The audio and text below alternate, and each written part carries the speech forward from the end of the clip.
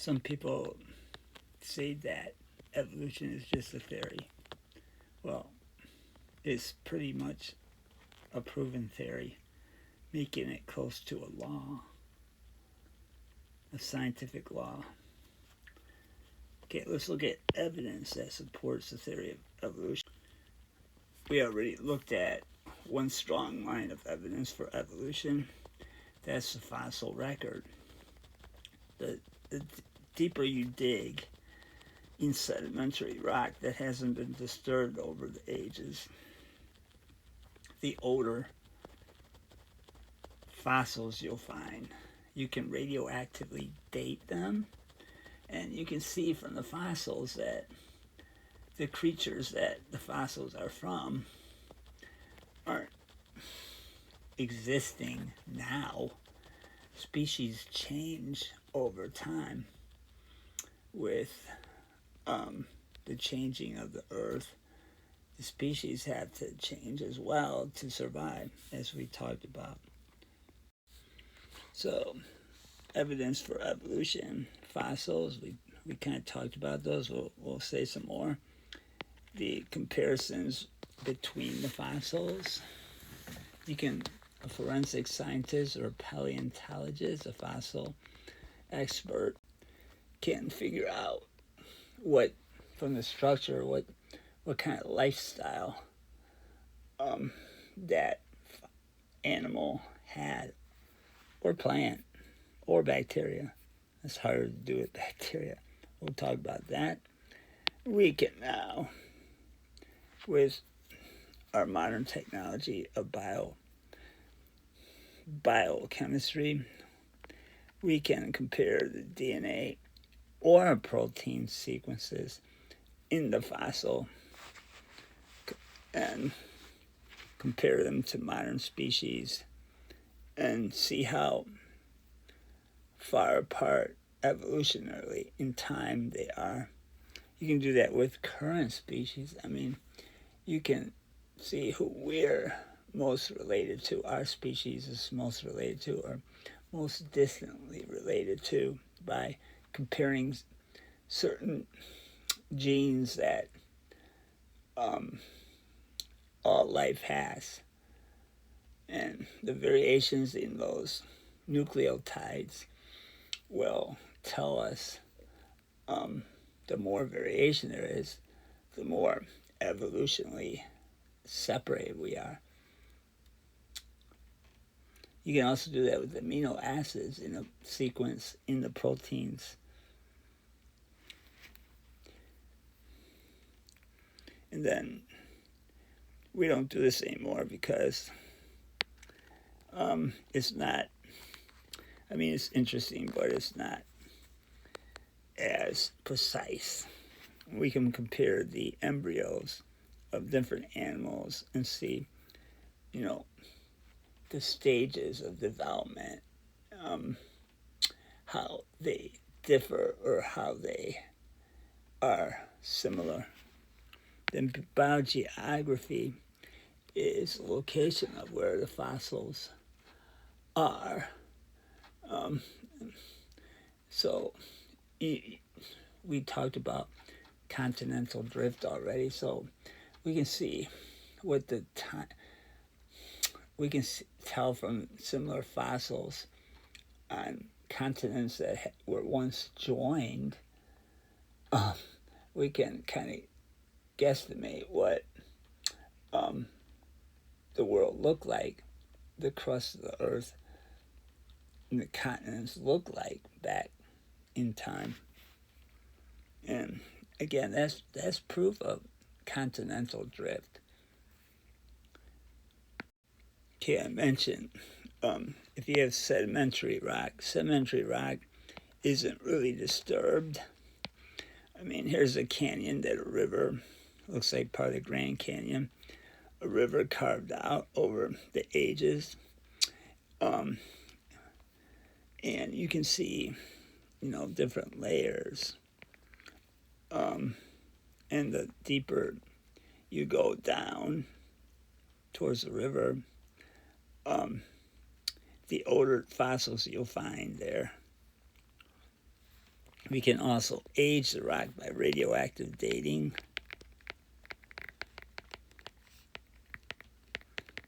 So we can put a year, approximate century that organism that produced that fossil was living at. Florida is made of sedimentary rock and sand on top, but it exists because the state of Florida exists because that rock was lifted to the surface as the mountains were forming. The Rocky Mountains were forming.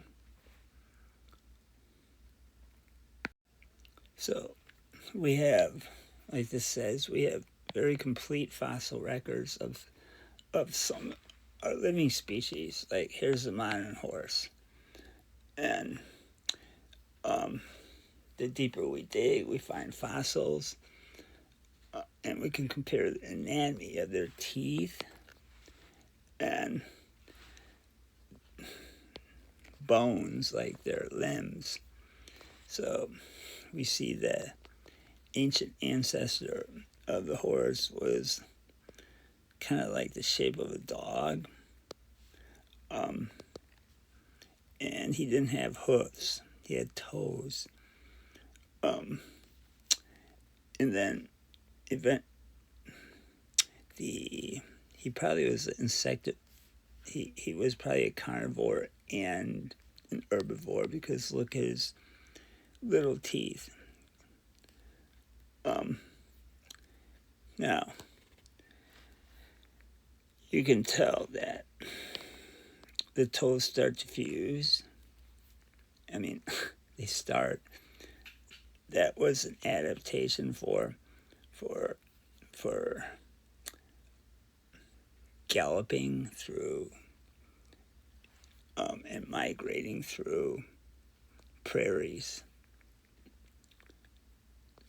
So those toes fused to form a hoof. And also the molars became flatter so that they could grind the grass and up better, showing that they were vegetarians specialized in eating plants. So if you look at the chart, 55 million years ago, that's what the ancestor of the horse looks like. Now, that's an artist's impression, because, of course, we don't have a picture of what a horse looks like. We have the skeleton. And so an artist, a scientific artist, can fill in the muscles and flesh. Okay, these are stromatolites, and they're layers of photosynthetic bacteria that just grew and died on these big blobs of now rock. So they're 3.5 billion years old, and that's been verified by radioactive dating of the rock.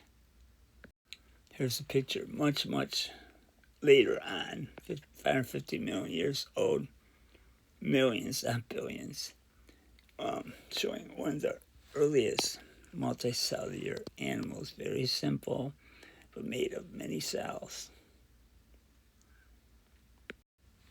Sometimes the fossil is so well preserved that you still got the protein, you still got flesh that has been, and organs that have been preserved because the way it was buried. So here we have 110 million years ago, this dinosaur mummy. It's not bone. I mean, there's bone in it, but you can see the skin, even the eye of the dinosaur. So evolution is a process of changing, but the changes build up on each other. It's not like all of a sudden you have a whole brand new body plan. No, you build on the body plan. So there's intermediate steps between, for example, that fossil of the original horse ancestor, and little steps bring it to, evolutionary steps bring it up to what a modern horse looks like. And we're lucky if we find intermediate steps in the fossils. We call those transitional fossils. Now, sometimes it's hard to find those transitional fossils for other kinds of animals, and it's like they all of a sudden pop up. So when they do find one, like I'm going to show you, it's called a missing link, because scientists have found a transitional form that between two very different types of animals today. It's where speciation occurred in a phylogenetic tree. That's where new species are formed. And that transitional state, that missing link shows it. So here is a weird looking animal that looks like a missing link between dinosaurs and birds. Birds have very, very delicate, lightweight bones for flight. And this guy, I don't know if he flew, but he has very, very lightweight bones. He has claws like birds, but other dinosaurs do too. He actually has teeth, which isn't bird-like. Birds don't have teeth.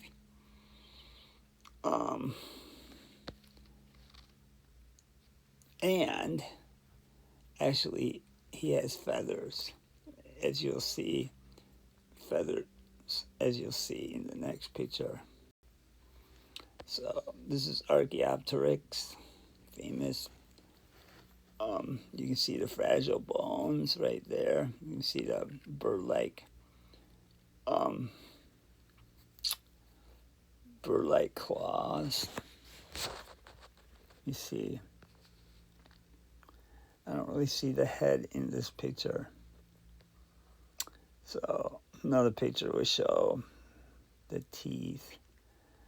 Okay, but you can obviously see the feathers. An imprint of where the feathers were, the way this was preserved, and a feathery tail as well.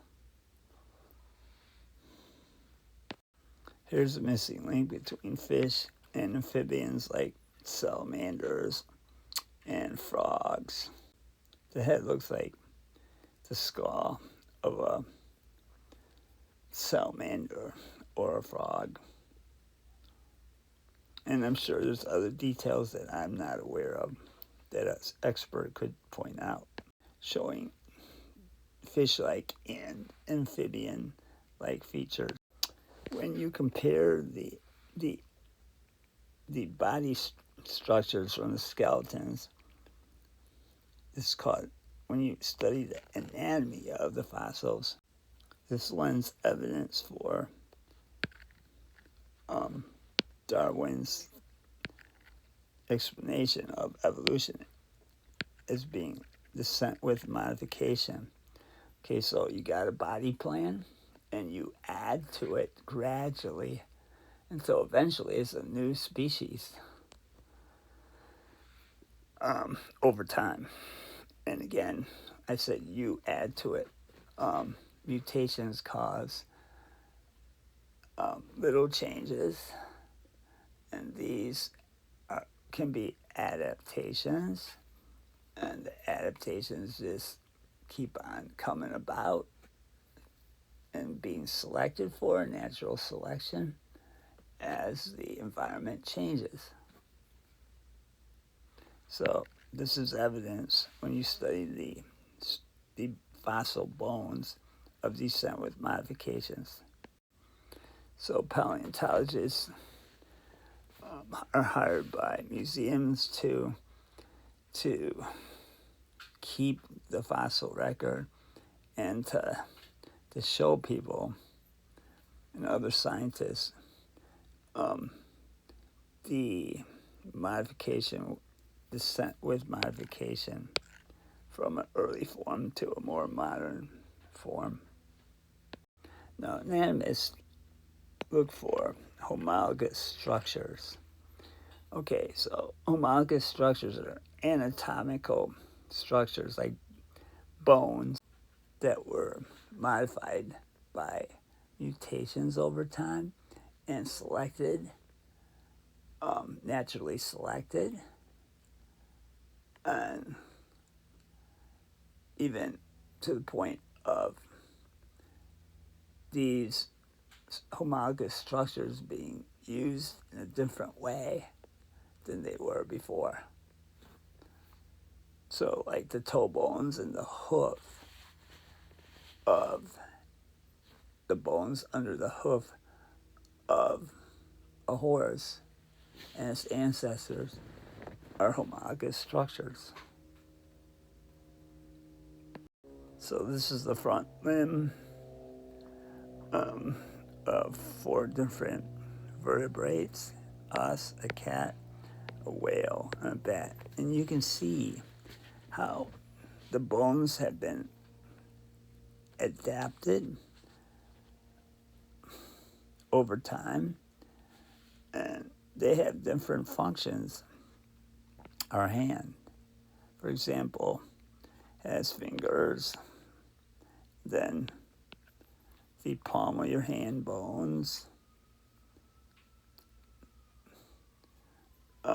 and then you have on and radius for twisting your arm. Then the one that's connected to your shoulder blade is the humerus, and you can see that in all these different kinds of animals. Now, they have totally different shapes, but you can tell that they were derived in the same way. So we have the 2 bones, the radius and ulna, right here. We got the palm, or the metacarpals, the palm bones right here in green, even though a whale doesn't have a palm on its flipper. And the bat wing, I can't think of that as a hand, but it's the same kind of, it's the same, they're derived from a common ancestor that had all these things, and then these were modified over time by in these different species. Then you have the phalanges, and look how different they are for the different purposes of these, what they're used for by these animals. So we see different functions of homologous structures in these limbs. Some designed for swimming, some for flying, some for walking, some for holding things or digging in soil. Okay, so before we could do DNA or protein comparisons, this was how phylogenetic trees were figured out. The similarity in the homologous structures was used to figure out who had more recent common ancestor and therefore were more closely related. So it looks like we're more related to here's us. Looks like we're going to be more related to the turtle than we are to a reptile like an alligator or a bird. Whereas a bird and a reptile are more closely related. but the common ancestor of all of them was a fish, ancient fish. And there you see the fin, the thick fin of the ancient fish. So here's a phylogenetic tree based on the comparison of the beaks and for finches. So I'd much rather do this by comparing their DNA because it's more precise. But this is what they used to do before they could analyze DNA or before they even knew about DNA. Now, a vestigial structure is a homologous structure, okay, to other species structures, but we've lost the function of it. So here we have a cormorant. We see these in Florida, but they have wings. This guy doesn't need wings for some reason. Where he lives, he doesn't have wings. He doesn't fly.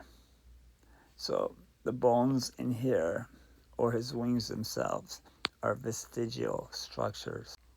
The flight function has completely disappeared.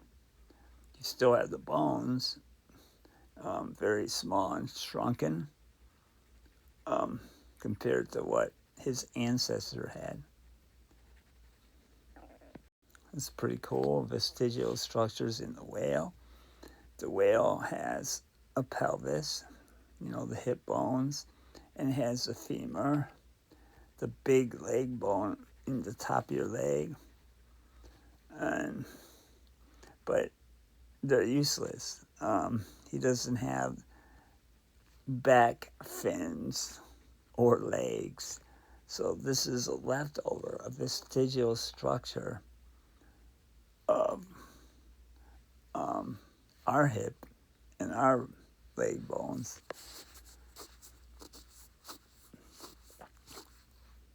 Again, vestigial structures are homologous to what other related animals, evolutionarily related animals, have. A snake, like I was saying before, has very shrunken hips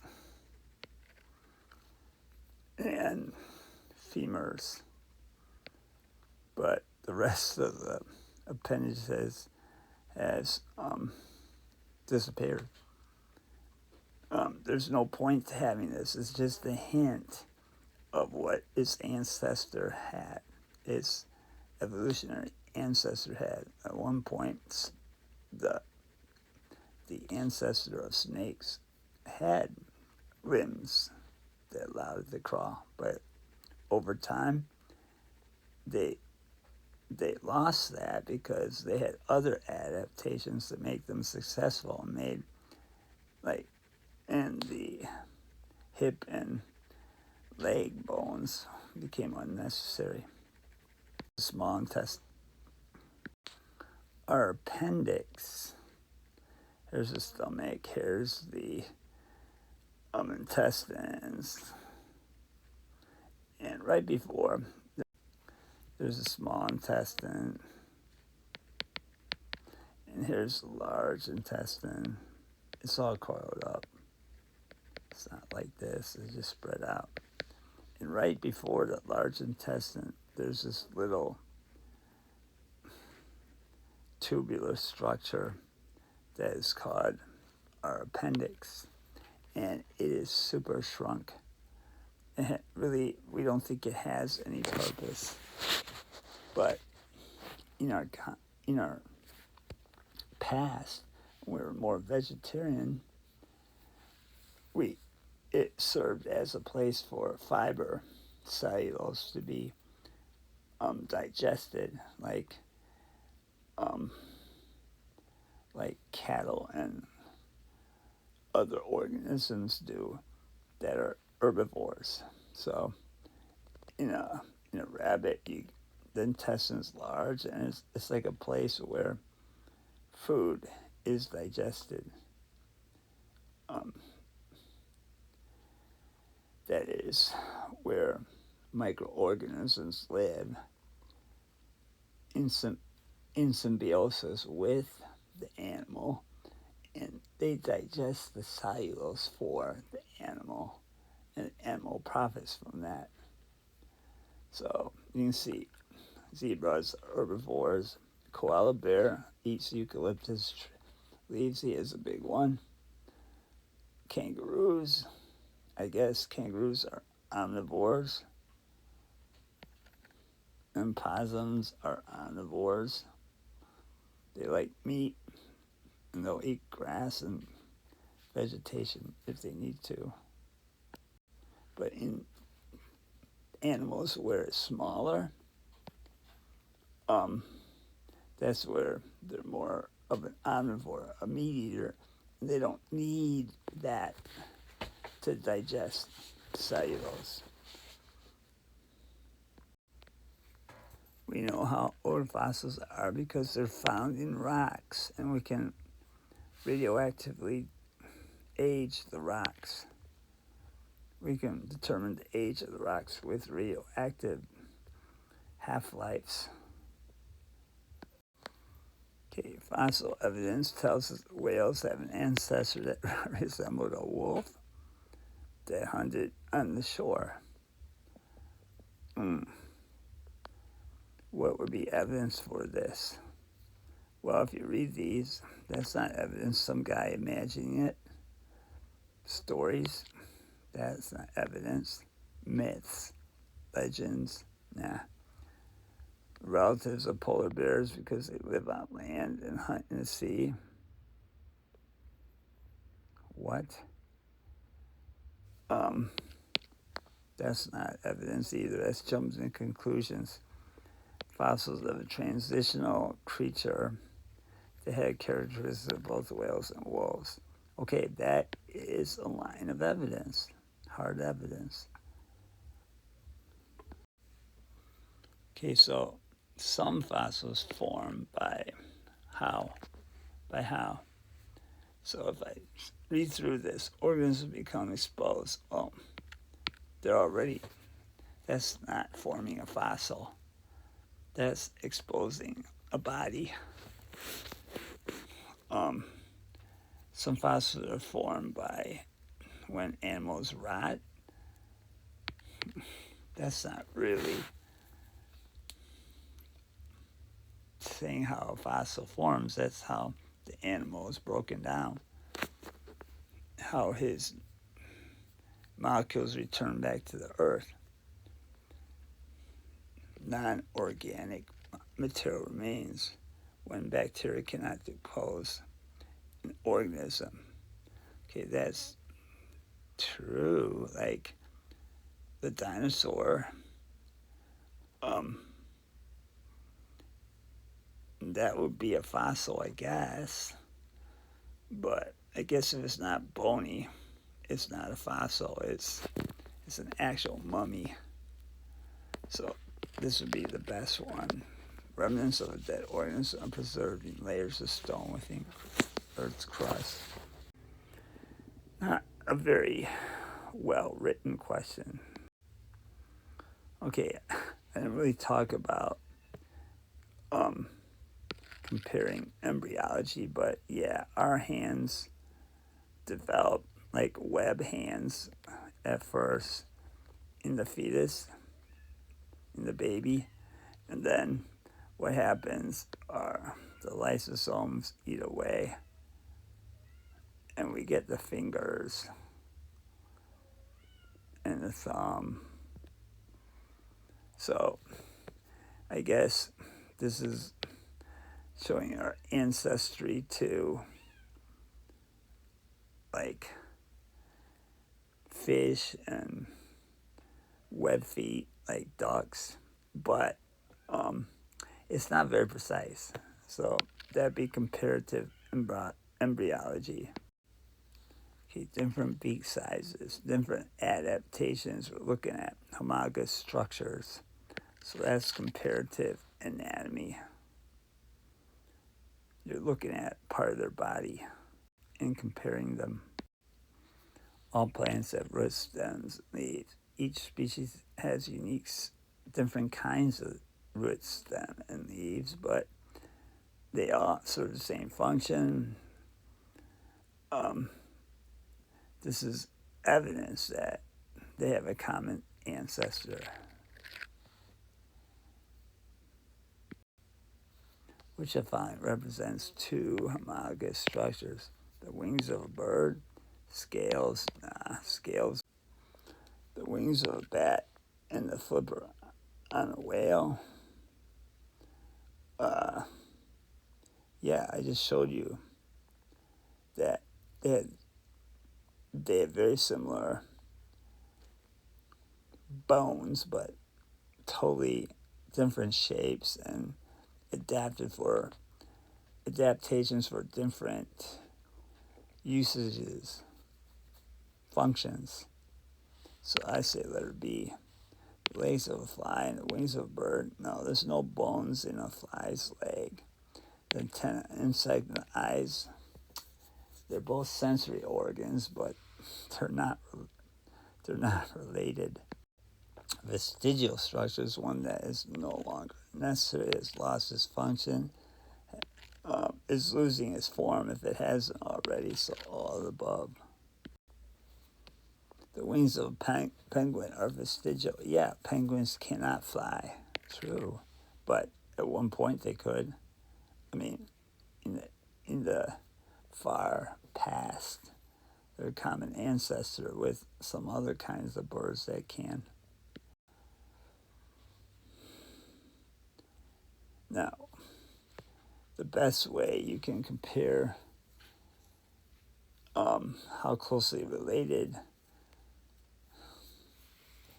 you are to another type of species is to compare the amino acid order or sequence for a protein that both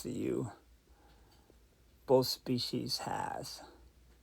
And the more closely the protein sequence matches, the more closely you're related. You can do that with the gene for that protein if you want instead. So here they're mentioning what I've been saying, using gene and protein sequences, comparing them between different species, tells you how closely related one is to the other. The more likenesses, the more closely they're related. And it's less space consuming and time consuming process than doing anatomical comparisons between fossils. So it lends strong evidence for descent with modification. So here's the comparison of a mouse and a fly's genes, at least part of them. And you can see that the green is showing the similarities and the white ones show the differences. And you got a computer that can do this. You feed the DNA into this computer and it can read the types of bases in their order and then quickly compare them and tell you what percentage are similar. Okay, so if the gene sequences are similar, the proteins that those genes code for are also similar.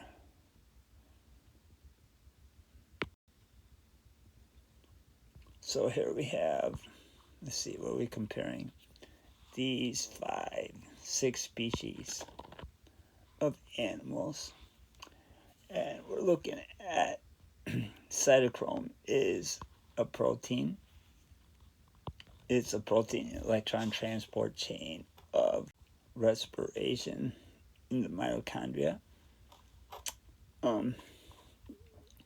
So we're comparing the DNA sequence for that protein from these 6 different species. Yeah.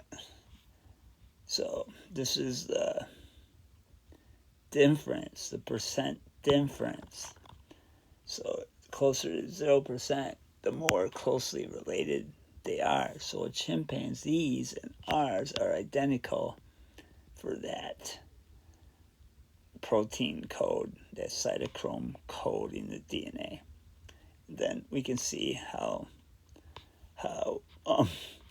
the difference goes with different species. So sheep, 10% different, rattlesnake, etc. And the garden snail, about 30% different. So this is showing, again, proof that for the unity of life is very diverse, but underlying the diversity in all these species, for example, there's unity. We use the same genetic code.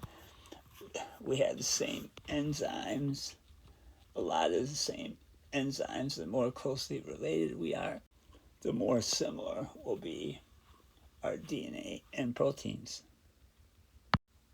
So that we have cytochrome shows we share a common ancestor. But the more different we are in our sequences, the earlier our common ancestor would be. So the garden where the tree branched off, the garden snail branched off before here's humans and here's the chimpanzees.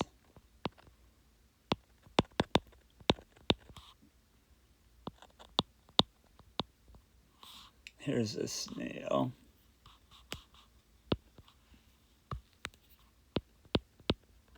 So the common ancestor of us and chimps are more recent than the common ancestor of us and the snail.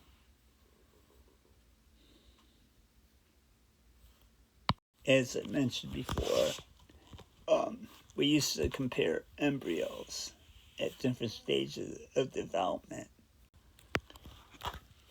So if you have two animals that are similar, related, their embryological stages will be more similar, and the two embryos will look very similar until later in development. Whereas if you're not very similar, if you're not very related to them, the stages will differ earlier on in development. So I guess here humans and pigs are the most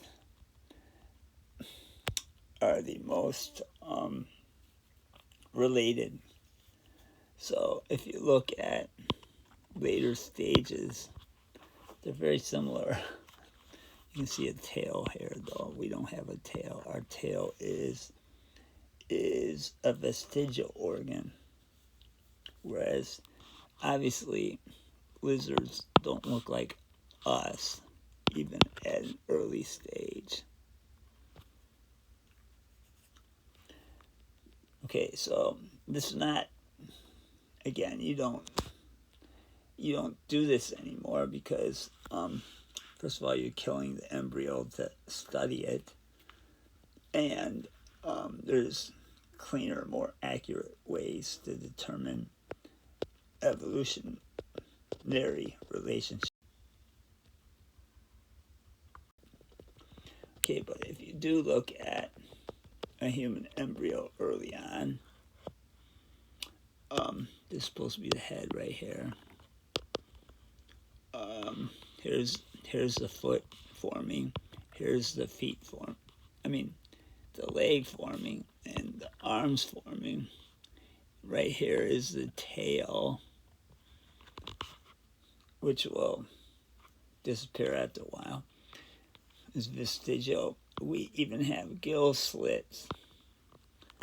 That we don't have gills, but that is a vestigial organ that we lose early on.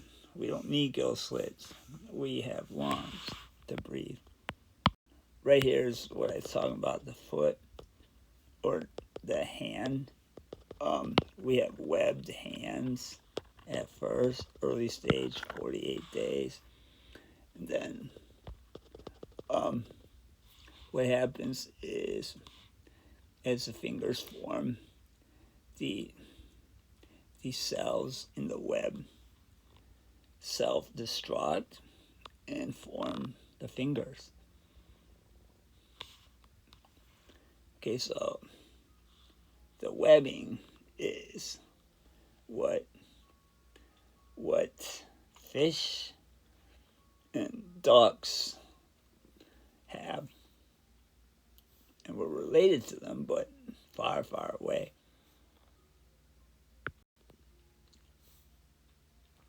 So biogeography, I already told you, is the geographical distribution of species. And Darwin noted that, the Galapagos, okay, here's South America, here's the United States, here's North America, whatever. And the Galapagos are over here. So the species over here in South America were very closely related to the species on the Galapagos Island. So because that maybe the Galapagos Island was closer to South America at one point, and these birds, maybe in a storm, got blown over there, or they flew over there. But the geographical distance that exists now has made these birds different species than these, but closely related. So here we see different species of flightless birds, and they're colored on this map. And of course, this was stuck to that at one point. This fit in over here at one point. And this fit into here at one point. So it's no surprise that right here, we have all kinds of different species of flightless birds, but they're evolutionarily related. We can tell by their DNA and the proteins by comparing them. But it's interesting that it tells you how the continents were connected at one point, and the geographical distance leads to changes in the environment that cause different adaptations. So that's why different species. So let's do some review questions. Which of the following provides evidence that animals evolved from a common ancestor? All kinds of things. Molecular comparisons of DNA and protein, yes. Biogeography, yes. Comparative embryology, yes. All the above are correct. True. Even though this is the best, most precise way to do it. the best evidence that all cells have a common ancestor is this one. All cells share the same genetic code and use it in the same way. Okay, the chlorophyll molecule in plants, the hemoglobin molecule in mammals, has very similar structures. The fact that these molecules are so closely related is evidence that plants in us share a common ancestor.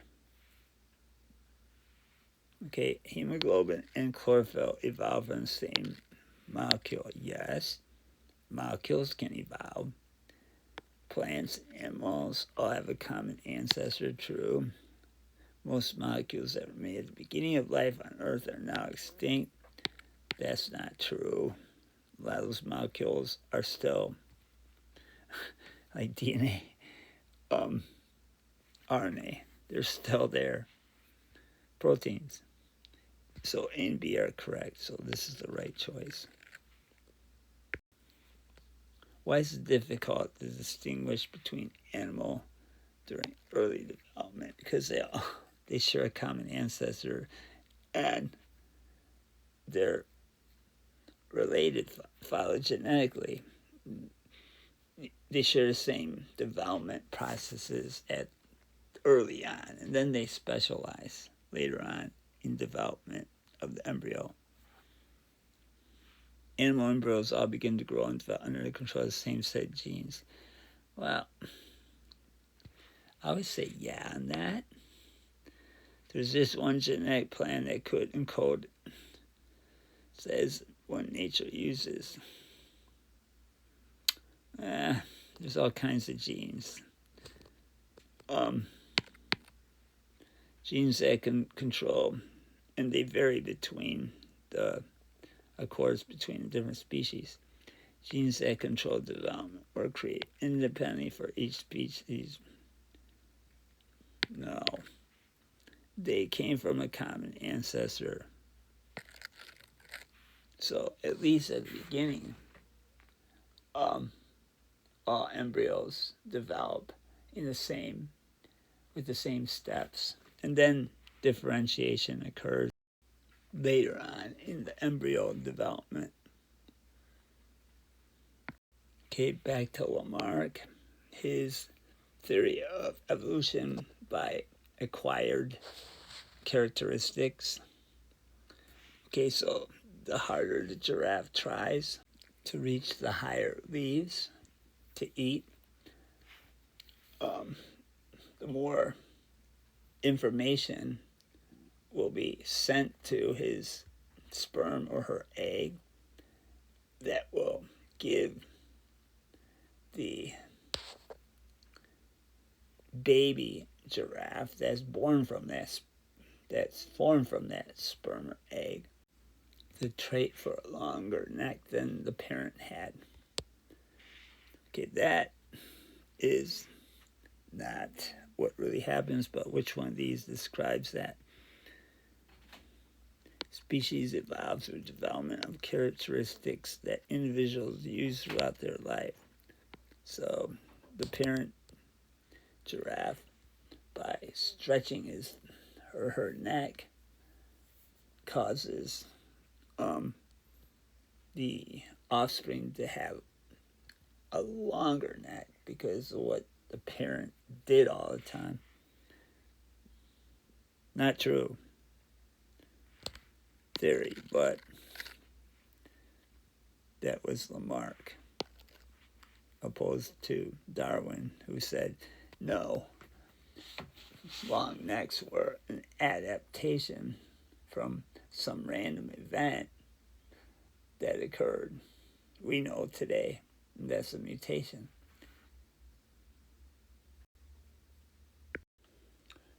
Okay, there are three what they call modes. I call them directions of natural selection. And we're going to talk about each of these.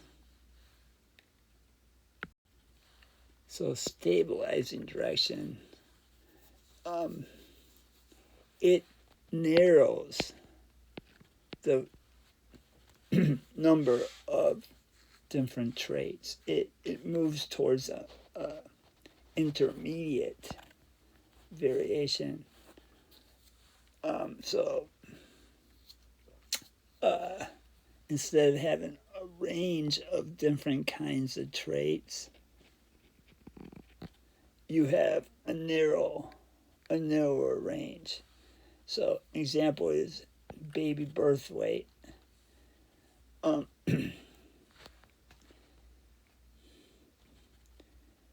The birth weight is most adapted when the baby is medium size. If it's too big, it's a difficult delivery, pregnancy, and you have to have a cesarean section. And that's before medical technology that's harmful to the mother. Small babies are usually more sickly and not able to regulate their temperatures homeostatically until they get bigger. So that's not very adaptive either.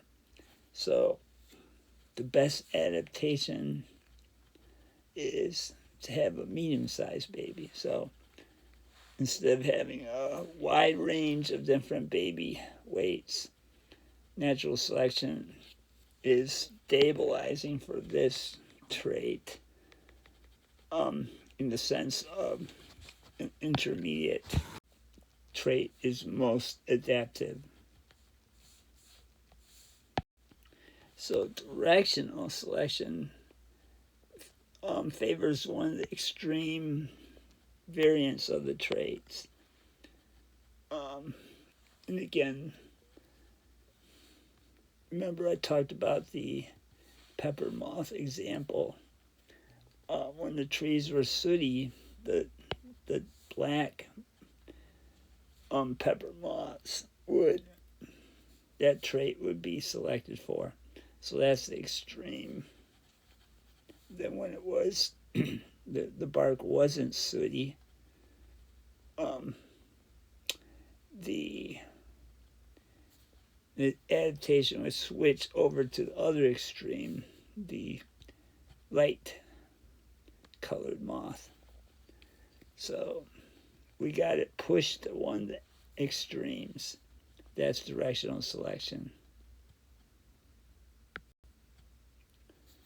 Disruptive selection is when you get the two extremes and the intermediate value is not adapted.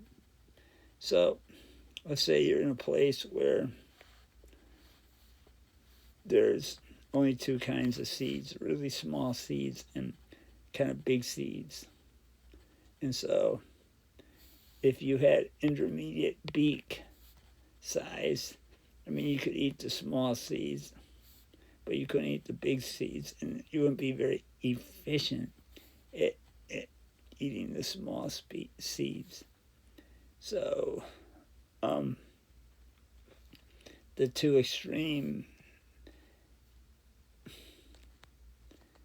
traits, the big beak and a very small beak, are favored in this specific environment. Now, what does that do on a graph? Okay, so it takes a bell-shaped curve of trait frequency and it splits it in half. So you get two peaks. Very few intermediates, but the two peaks are selected for. This is called disruptive selection. And eventually, that will lead to speciation. Eventually, that will lead to speciation where these two birds won't mix together and be able to have babies. Darwin believed in, like I said before, descent with modification.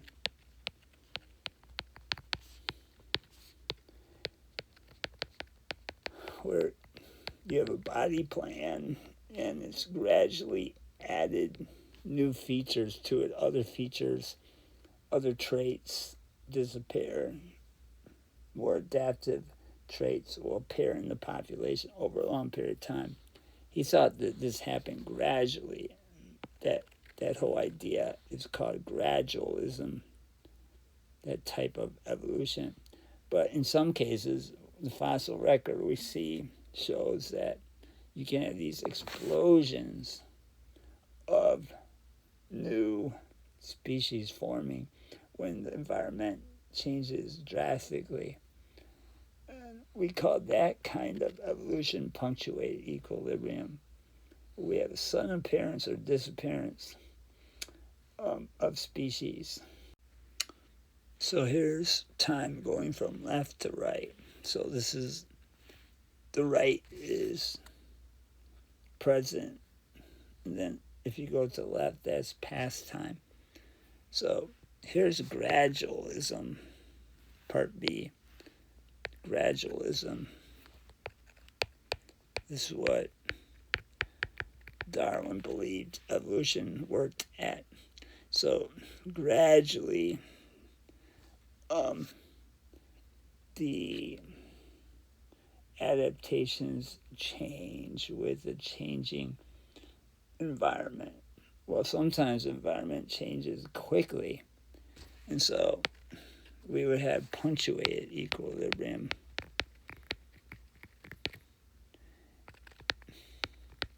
With periods of, punctuate means strike suddenly, like in rhythms in music.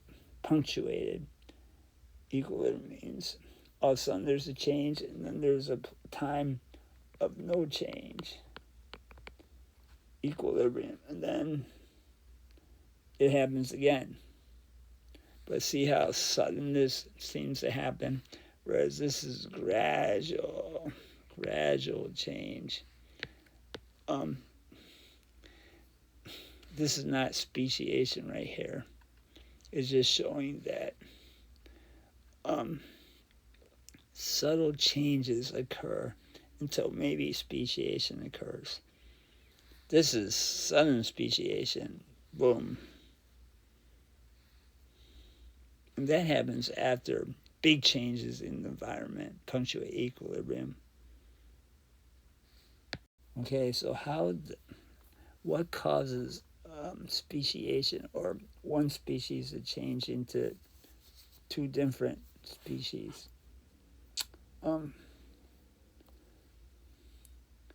First of all, one way of doing it is just to separate the populations.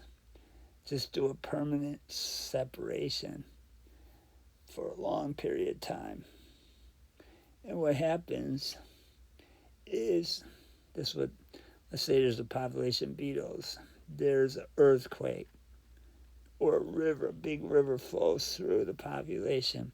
So these beetles can't cross the river. Over long periods of time, the two areas will have different physical characteristics.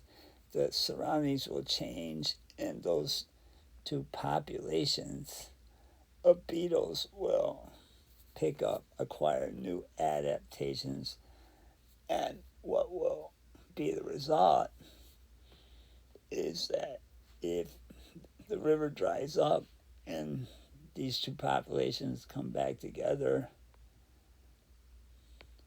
they can interconnect again.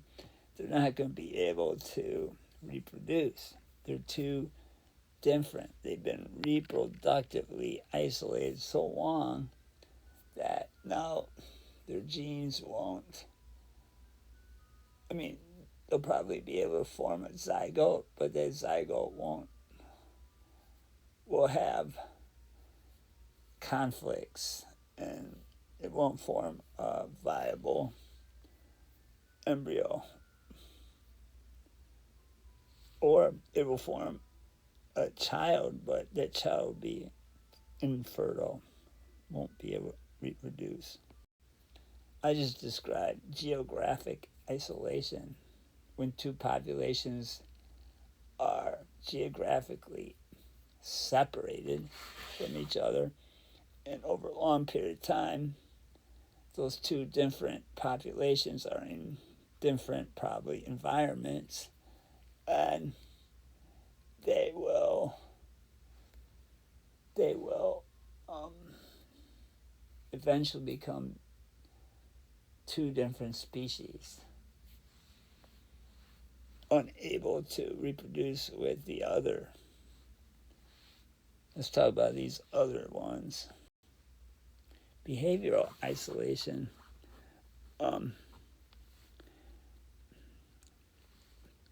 When occurs when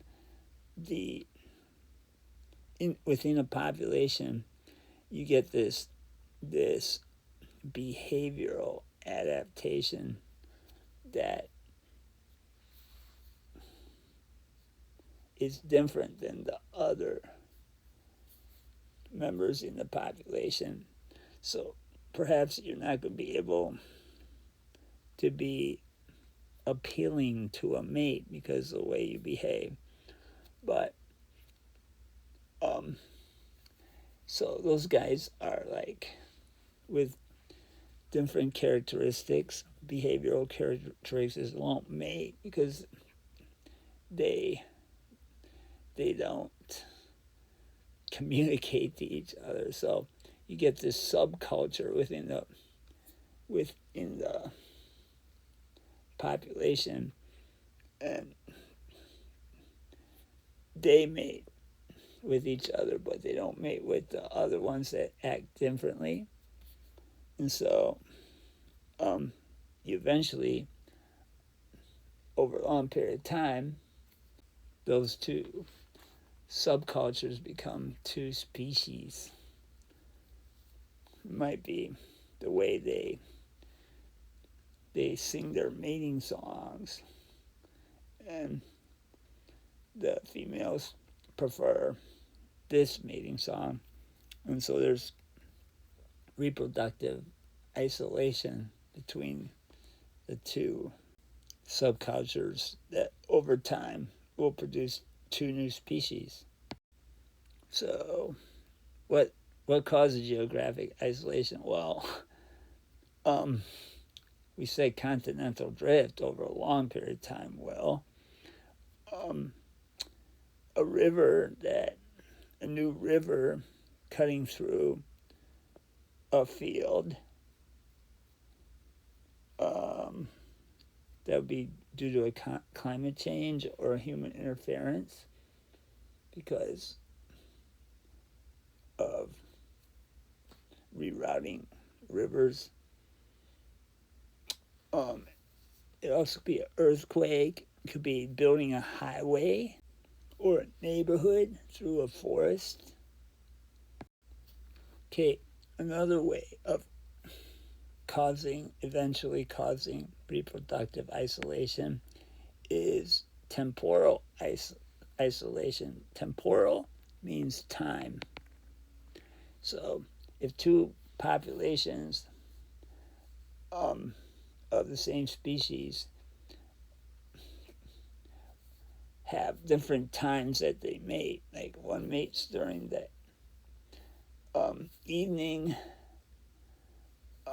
one mates during the early morning, well, they're up at different times. So eventually the two subpopulations, subcultures I call it, the ones that mate in the evening and the ones that mate early in the morning, they'll form two different species. Now here's some flowers. We got summer pansies and we got winter pansies, and the different mating times over a long period of time have made these similar flowering plants two different species. Mechanical isolation is when the sexual organs don't fit anymore. This can occur when there's geographical isolation or temporal isolation, so that the two subcultures don't see each other. So that maybe the size of the sexual organs changes randomly within one group, and that population grows, and if they try to intermate, it won't work. So that's mechanical isolation. So let's do some questions here. Review. Polar bears are believed to have evolved from brown bears 600,000 years ago. Their white fur is obviously an adaptation that allows them to better survive in their snowy environment. This is an example of what mode of natural selection? Well, they're two extremely opposite ones. So, this would be disruptive selection. So, here we got brown, we got white. Okay, so what we have, instead of a bell-shaped curve with the average, we have two peaks like that. And so that's disruptive selection. So this picture really isn't going with the question, but we got, for butterflies, we got traits from the reddish yellow to deep blue, and ranging all through that.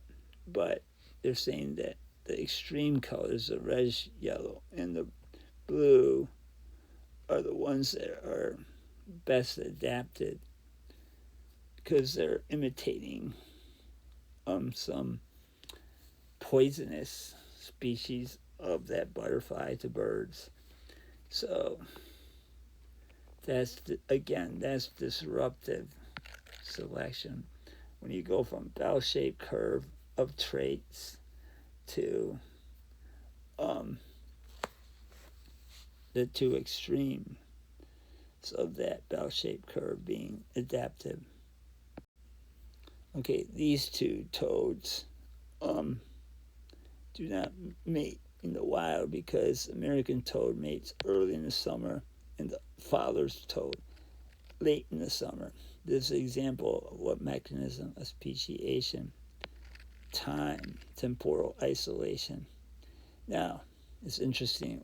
Scientists have been able to mate them in lab, but that means they're not on their way. They're on their way to becoming different species. Give them another thousands of years, and they'll be different species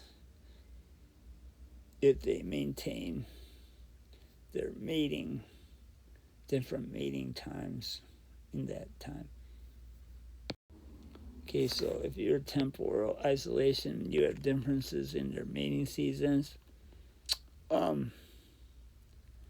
Differences in mating behaviors. Okay, the way they behave is behavioral isolation. So horse and donkey can mate and produce a mule, but they're considered different species because a mule is sterile. It doesn't produce an egg or sperm that can either fertilize a horse egg or sperm, or a donkey egg or sperm, or even a mule egg or sperm. So if you want a mule, you're going to have to mate a horse and a donkey, two different species. Because mule does not closely resemble, because mules cannot reproduce. That's why. So it's important for a population to have plenty of genetic variation, diversity within the population. Because if the environment changes and you don't have genetic variation, that population faces extinction. There's nothing to become a new adaptation if every organism in the population has the same traits. But if the population has genetic variation, there could be organisms with new adaptations that weren't adaptable before, now being adaptable. So, allelic frequencies. Allelic frequencies are the percentage of the different alleles in a population. Okay, genetic drift happens when these frequencies change due to some random event. Now, the smaller the population is, the greater the change in the frequencies will be to that population. So genetic drift tends to eliminate the number of different traits more quickly in a small population and make it more susceptible to extinction if the surroundings and environment changes. Large populations will have a greater genetic diversity and will be more protected from extinction and genetic drift for these random changes in the surroundings. So, for example, on the left side here, we have a small population with, looks like 3 traits: blue, red, and purple. Now, if something happens, this unfortunate event happens, and a large sample of that population, a few individuals in this case, were taken out, were killed, well, now the gene pool is totally changed from what it was. So we had 40, 40, 20 for red, blue, and purple. Now we have 57, 29, and 14. So the red frequency, the allele of the red frequency went up to 57. The allele frequency of the blue went down to 29, and the purple went down to 14%. So that's a big change in the frequency. Now, if this unfortunate event occurred and wiped out the same number of individuals to a large population, it's going to hardly even change the allele frequencies in that population. So a large population is more resilient to disasters. Okay, bottleneck effect is a genetic drift that occurs when most of the population is killed off. Just a few survivors. So a lot of alleles are lost because those few survivors don't reflect all the alleles. that were in that gene pool.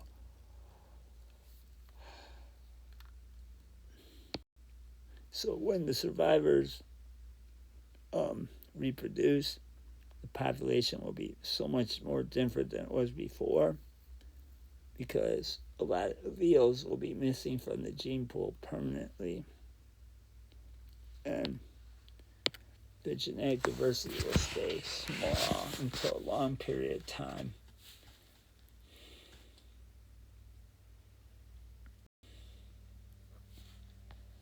So this is called the founder effect.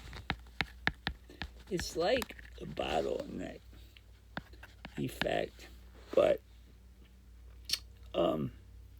the rest of the population, it's not like a whole bunch of population gets killed. Rather, a small portion of the population goes off somewhere far away and forms a new population. Well, a sample of the whole population, it has different allele frequencies than the population it came from. So the new population will be missing some of those alleles probably, and will have different percentages of the alleles that it brought compared to the percentages in the population that left.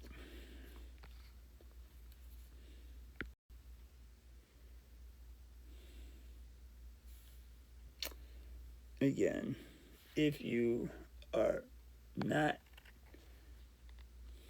enjoying a lot of genetic variation, a lot of diversity in your population, you are in extreme danger. Well, you, the population, is in extreme danger of going extinct. Because there's not enough different traits to be selected for to become adaptations for the new environment. When you have the bottleneck effect or the founder effect, it takes a long time for new alleles to pop up, and by mutations, and if the environment changes before, the slow rate of mutations builds new alleles that can be used as new adaptations. That population will go extinct. And again, these founder effect and the bottleneck effect lead to reduced genetic variation within that population, making the species less able to adapt if the environment were to change, and therefore less likely to survive and reproduce. Extinction is part of life, just like death is part of life. Scientists believe that about 99% of all species that have ever existed are now extinct. We see extinction occurring now. In our lifetime, with endangered species due to human encroachment taking their habitats away and them not being able to adapt to that bottleneck effect. So the fossil record shows multiple mass extinctions occurring. We know from the asteroid impact killed the dinosaurs, opened up the space for mammals to evolve, and thus us. Climate change in the past and now. Predation a predator can destroy a population of its prey, but that's not very useful, because then basically they're destroying their own population. because they'll run out of food.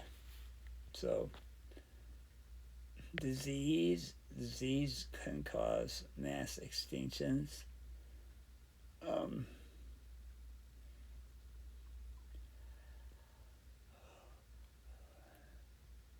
Competition for food sources, the sudden change of habitat, maybe from a storm or from human encroachment. Competition usually doesn't, it causes one competitor to go extinct, but usually that's not mass extinction. Okay, so mass extinctions are when multiple species go extinct. Now, there's like at least 5, maybe 6 or 7 that we see in the fossil record or are currently living in. Okay, so here are some mass extinction events. Each of these mass extinctions was due to a catastrophe. This one right here wiped out the dinosaurs because of an asteroid. The other ones were because of continental drift occurring and old habitats being destroyed as continents ripped apart. Also, volcanic activity acidified the water, and with that acid that came spewed out of the volcanoes also caused darkness and made it difficult for plants to photosynthesize. So if there were fewer plants, animals that depended on those plants went extinct.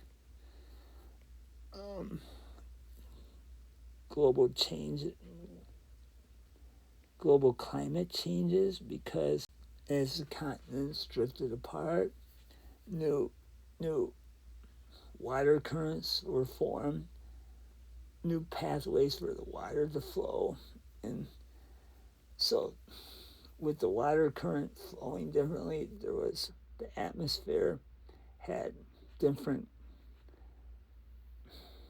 air currents flowing through them, and so the weather patterns were really disrupted for a long time.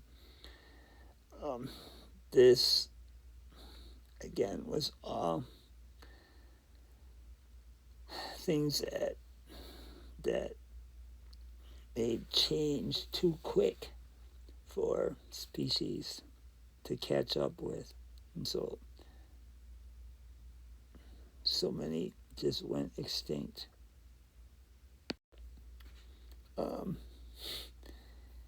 So with the onset of human activity, technology, from tool making to what we have today,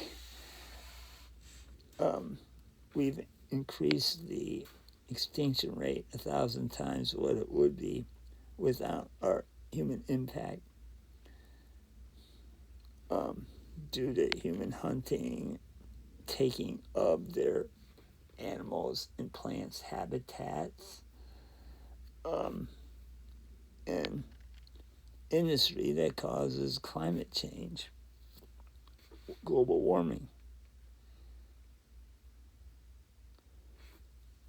So this is a modern day mass extinction event.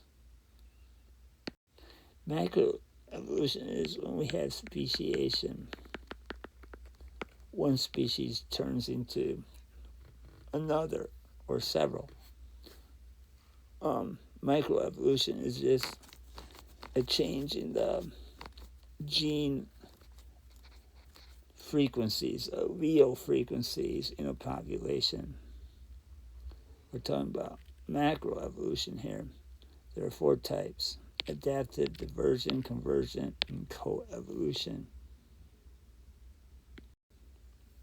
Adaptive radiation is when you got a whole bunch of different branches coming off of one common ancestor. Darwin's finches, the founder effect, caused adaptive radiation. It was an example of adaptive radiation.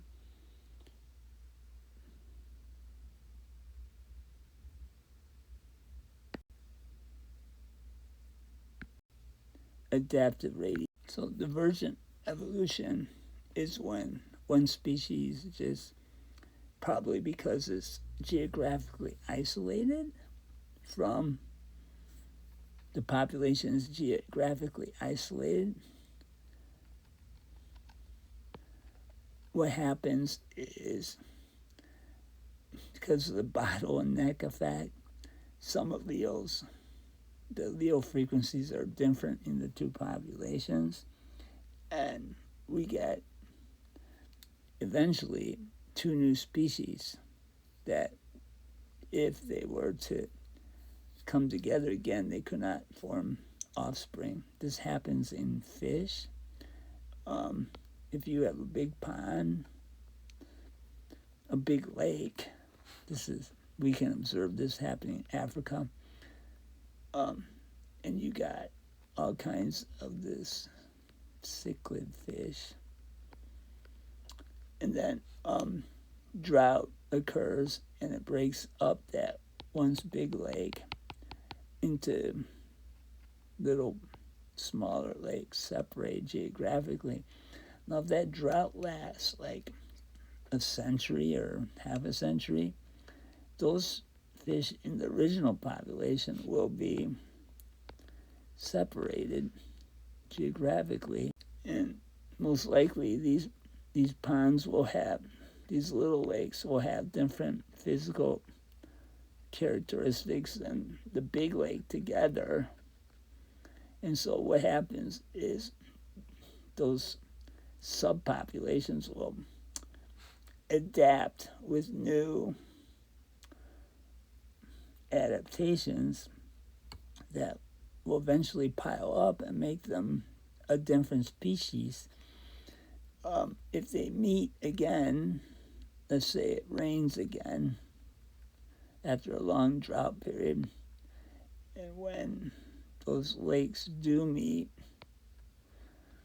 the fish won't be able to recognize the others, and they won't mate. They won't be able to reproduce. That's divergent evolution. Now, in the previous case, radiation, is similar, but those birds aren't totally geographically isolated. They're on Galapagos Islands. They've just acclimated, adapted to different food sources, and in so doing, isolated themselves from birds that didn't have those adaptations. Okay, so convergent evolution is when organisms that are related distantly, they share a common ancestor in the not so recent past. So, for example, marsupials may have their babies develop, their embryos develop in a pouch like a kangaroo, and placental like us. They have the baby, the embryo turn into a baby in the womb called the uterus. But they both have this adaptation for gliding, for flying, in a way, flying. So this is called convergent evolution, because converge means come together. So they appear to be related because of this adaptation of gliding, but it's kind of, they've evolved that separately because they live in similar environments, and it was an adaptation that independently arose because the mutations, which are random, occurred independently in these two different types of tree-living animals. Coevolution is when one species evolution happens with another species evolution. I mean, they both evolved to need each other. So, for example, pollinators and their flowers both have evolved to help each other for the pollinator, like this butterfly, he gets food from the flower. For the flower, the flower gets the benefit of getting its pollen transferred to a distance away to another flower, so that those flowers can get a variety of genes and not just be self-pollinated.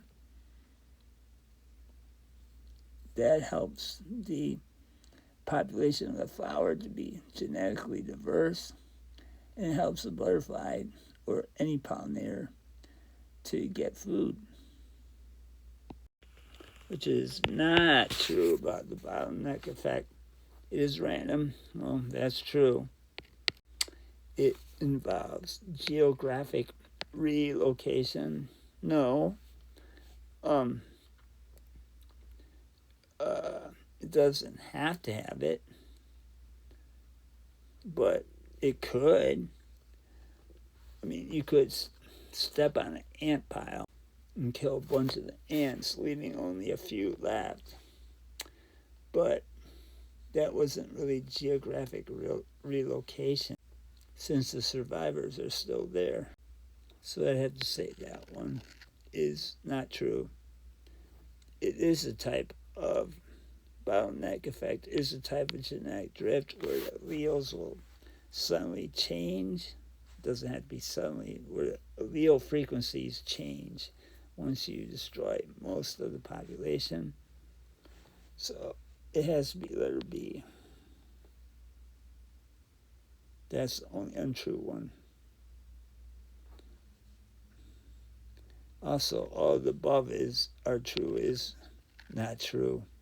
So that's kind of stupid. It's these two choices.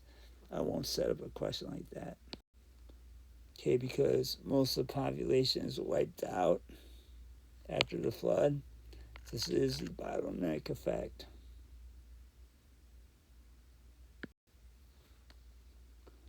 Okay, moths are dependent on nectar. Flowers are dependent on the pollinator moth, allowing the flower to reproduce. We just went through that as co. Co means together, like a company. They both evolved together.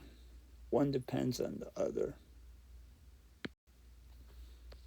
The ability of birds to fly. Birds, bats, and insects are not very closely related. They have a common ancestor in a very, very distant past. So this would be convergent evolution, where each of these very different groups of animals have independently obtained by mutation the allele or alleles that allow them to fly. Okay, the variety of species of Darwin's finches and tortoises. Okay, that's the big thing. this is the neck thing. Well, it is divergent evolution, but it's also adaptive radiation. Adaptive radiation is a lot of divergent evolution happening, like for the finches. But for tortoises, it's just like two different traits, not a whole bunch. So that wouldn't be. But whether it happens to a large degree or just a small degree is still divergent evolution. So I'd argue that A and B are correct. Now, if you're going to be really specific and say, well, there's only two types of tortoises with short neck and long neck, it's not like they radiated into a whole bunch of directions of different types. It was just like two types.